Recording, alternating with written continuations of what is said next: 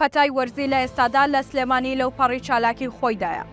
پزیشکێکی بواری هەناوی شارەزا ڕایگەیان پەتای وەرزی لە سلێمانی لە ئێستادا لەو پەڕی چالاکی خۆیدایە. لە پۆستێکدا دکتۆر زانیار ئاغال پزیشکی پسپۆڕی هەناوی دەڵێت لە دەوامی یەک دوو ڕۆژی ڕابردوومان لە نەخۆشخانە ژمارەیەک پیر و گەنج پەکیان کەوتووە. هۆکارەکەش ئەو پەتایەیە کە مانگێک پێش ئێستا هۆشداریم داوتم بە هاوڵاتیان ئاگاداری خۆیان بن. بەشێک لەو نەخۆشانە پێویستیان بە چاودێری وردە، بەڵام جێگە نییە چونکە شوێنەکانی چاودێریکردنی چڕ پڕبوونەتەوە.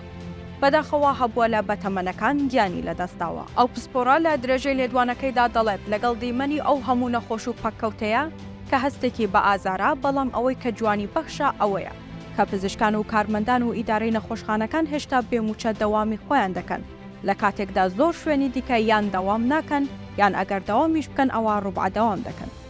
دکتۆر زانیار ئاغال داوە لە هاوڵاتیان دەکات ئەوەی نەخۆشکەوت با لە ماڵەوە بمێنێتەوە و نێتە دەرەوە، هەروەها با لە کەس و کاریشی دوور بێت تا کەسی دیکان نەیگرێتەوە. هەروەها داوا دەکات ئەوانەی توش بوون دەمامک ببەستن. ئەو پسپۆڕە دەشڵێ خۆکوتان بۆ ئەوانەی پیرن یان هەڵگری نەخۆشی درێژخایەنن چارەسەر.